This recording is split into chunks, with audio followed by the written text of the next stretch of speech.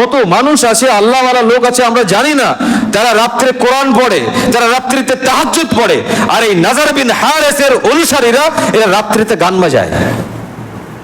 হায়া লজ্জা বিবেক বুদ্ধি কোনো কিছু নেই, এরাও এক ধরনের শয়তান হয়ে গেছে। বিয়ে বাড়িতে তো প্রায় গান বাজনা হচ্ছে। কালকে রাত্রে তো আমার মানে যখনই বাইরে যাচ্ছি কোথায় গান হচ্ছিল আল্লাহ ভালো জানে, রাত্রিতে সারা রাত গান বেজেছে। তো এরা হচ্ছে ওই নাজার বিন হারেসের অনুসারী, যে ইসলাম থেকে বাধা প্রদান করার জন্য গান বাজনার সরঞ্জাম ক্রয় করেছিল তার অনুসারী, মুশরিকের অনুসারী। কত মানুষ আছে, আল্লাহওয়ালা লোক আছে আমরা জানি না, তারা রাত্রে কোরআন পড়ে, তারা রাত্রিতে তাহাজ্জুদ পড়ে, আর এই নাজার বিন হারেসের অনুসারীরা এরা রাত্রিতে গান বাজায়। হায়া লজ্জা বিবেক বুদ্ধি কোনো কিছু নেই, এরাও এক ধরনের শয়তান হয়ে গেছে। আরে এগুলো তো শয়তানদের চালচলন, এগুলো তো শয়তানরা করে। তুমি মুসলমানের বাচ্চা হয়ে তুমি গান বাজনা বাজাও, হায়া লজ্জা কিছু লাগে না? বিবেক বুদ্ধি কিচ্ছু নেই, মাথায় মগজ নেই, গোবর ভরা আছে, যে কাফের মুশরিকদের গান বাজনা তুমি বাজাও। সম্মানিত উপস্থিতি, মুহাম্মদুর রাসূলুল্লাহ সাল্লাল্লাহু আলাইহি ওয়াসাল্লাম তিনি দাওয়াত তাবলীগের কাজে বাধা প্রদানকারী হিসাবে নাজার বিন হারেস এই গান বাজনার ব্যবস্থা করেছিল। আজকেও বিভিন্ন জায়গাতে গান বাজনা যখন বাজানো হয়, গান বাজনার আয়োজন করা হয়, তখন সেখানে দেখা যায় ভিড়ে জায়গা হয় না। আর কোনো দাওয়াত তাবলীগের যদি কাজ হয়, কোনো হাদিস কোরআনের আলোচনা সভা হয়, সেখানে লোক পাওয়া যায় না। আমাদের এলাকাতে গতকালকে একটা আমি ভিডিও দেখলাম, একজন এমএলএ এবং এমএলএ ছেলে, এমএলএ কবরে যাবো অবস্থা, একদম বয়স শেষ হয়ে গেছে, ঠিকভাবে সোজা হয়ে দাঁড়াতে পারে না।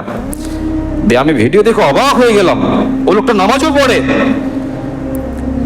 একজন যুবতী সে ড্যান্স করছে, বিভিন্ন রকমের লাইট জ্বলছে আর ড্যান্স করছে, আর ছেলেরা সব শীষ কাটছে, আর সেই সভাতে ওই এমএলএ এবং তার ছেলে বসে আছে। আর ভিড় কত, সব মুসলমানের বাচ্চা। তো এরা হচ্ছে নাজার বিন হারিসের উত্তরসূরি। নাজার বিন হারিস যে মুশরিক, মুহাম্মদুর রাসূলুল্লাহ সাল্লাল্লাহু আলাইহি ওয়াসাল্লামের দাওয়াতকে বাধা দিয়েছিল, এরা হচ্ছে তার অনুসারী। এই যে গান বাজনাগুলো হয়, একটু বিবেক বুদ্ধি করবেন, আপনি মুহাম্মদুর রাসূলুল্লাহ সাল্লাল্লাহু আলাইহি ওয়াসাল্লামের অনুসারী না নাজার বিন হারিসের অনুসারী? আপনি যদি নাজার বিন হারিসের অনুসারী হন, তাহলে আপনার জন্য আমার কোনো উপদেশ নেই। যদি মুহাম্মদুর রাসূলুল্লাহ সাল্লাল্লাহু আলাইহি ওয়াসাল্লামের উম্মত হন, তার অনুসারী হন, তাহলে মুহাম্মদুর রাসূলুল্লাহ সাল্লাল্লাহু আলাইহি ওয়াসাল্লাম গানকে ঘৃণা করেছেন, লানত করেছেন, ওটা আপনাকে মাথায় রাখতে হবে। صوتان ملعونان في الدنيا والآخرة مزمار عند نعمة ورنة عند مصيبة। মুহাম্মদুর রাসূলুল্লাহ সাল্লাল্লাহু আলাইহি ওয়াসাল্লাম বলেছেন, দুই ধরনের আওয়াজ লানত প্রাপ্ত, দুনিয়াতে এসে ধ্বংস হবে, আখিরাতেও ধ্বংস হবে। দুনিয়াতে আল্লাহর লানত, আখিরাতেও আল্লাহর লানত।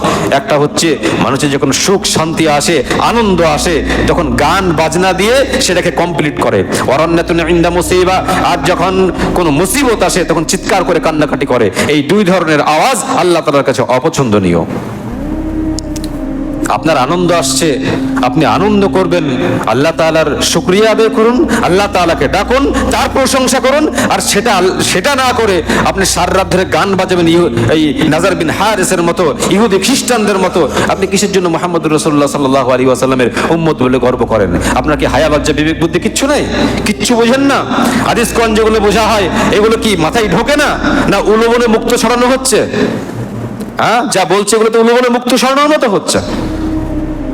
এগুলোর মূল্যায়ন করবেন, বোঝার চেষ্টা করবেন, আর তা না হলে জাহান্নামের জন্য প্রস্তুত থাকবেন।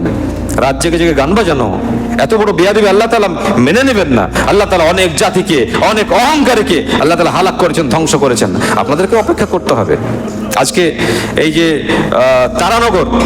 তারানগর একবার যাবেন মোটরসাইকেল নিয়ে, ওখান থেকে গিয়ে শিক্ষা নিয়ে আসবেন কিভাবে ধ্বংস হয়ে গেছে।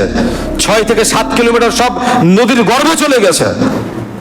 বিভিন্ন জায়গাতে আজকে নদী ভাঙনে বাড়ি ঘর, স্বপ্নের বাড়ি সব চলে গেছে, নদীর পেটে চলে গেছে।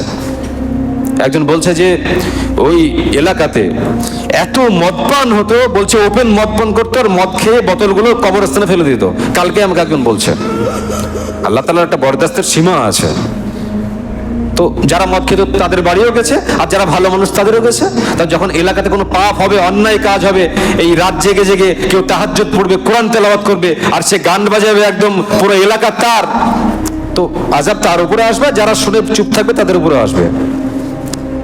হ্যাঁ, কেউ যদি গান বাজাবো মনে করে যে আমি আল্লাহ তাআলার বিধান মানি না, আমি গান বাজাবো, তাহলে যে এলাকা পর্যন্ত তার থাকবে সেই পর্যন্ত তার আওয়াজ সীমাবদ্ধ থাকবে।